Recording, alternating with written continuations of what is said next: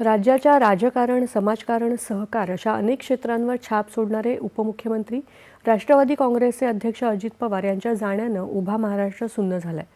कामाचा धडाका, प्रशासनावरची पकड, सडेतोडपणा यातून उभारलेलं हे खमकं व्यक्तिमत्व कार्यकर्ते, नागरिक यांच्यासाठी हळवंही होतं.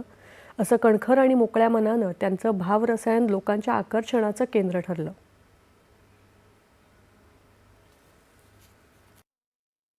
दादा या शब्दातले सर्व अर्थ सार्थ ठरवणारं व्यक्तिमत्व काळाच्या पडद्याआड गेलंय. या धक्क्यानं महाराष्ट्राचं राजकीय क्षेत्रच नाही तर तमाम नागरिकही हादरून गेले आहेत. दादा म्हणजे मोठा भाऊ. अजित अनंतराव पवार अनेकांसाठी मोठ्या भावाच्या स्थानी होते. आदरानं दादा होते. त्यांच्या धडाक्यानं, क्षमतेनं देखील भारून टाकणारे दादा होते. अहिल्यानगरातल्या प्रवरा इथं 22 जुलै 1959 रोजी त्यांचा जन्म झाला.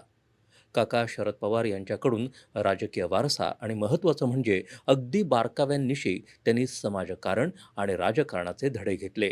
सहकारी साखर कारखान्याच्या निवडणुकीपासून 1982 अजित पवारांची राजकीय कारकीर्द सुरू झाली.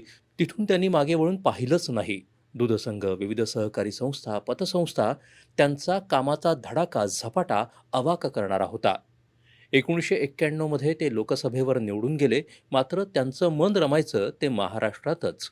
पुढे त्यांनी बारामतीतून 7 वेळा विधानसभा लढवली. बारामतीकरांच्या अलोट प्रेमामुळे ते नावाप्रमाणेच अजित राहिले. ग्रामीण भागाची जाण, तिथल्या लोकांशी मनापासून जोडलं जाणं यामुळे लोकनेता म्हणून ते लाडके ठरले. तब्बल 6 वेळा त्यांनी राज्याचं उपमुख्यमंत्रीपद भूषवलं. अर्थमंत्रीपदासह अनेक महत्त्वाची खाती समर्थपणे सांभाळली.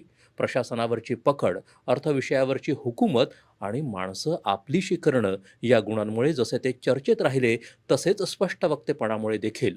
मोकळ्या ढाकळ्या ग्रामीण लहेजात एखादा उणा शब्द गेला तर कबुली द्यायला ते कधी कसरले नाहीत, की कितीही जवळचा माणूस असो, पटत नसेल तर त्याबद्दल स्पष्ट बोलायला देखील.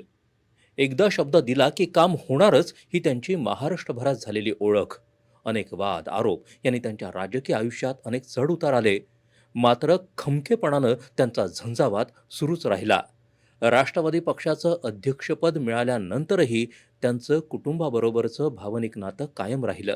त्यांच्या जाण्यानं व्यक्त होणारी हळहळ त्याचंच द्योतक. अजित पवार यांना सह्याद्री वाहिनीची आदरांजली. उपमुख्यमंत्री अजित पवार यांच्या निधनामुळे राज्यात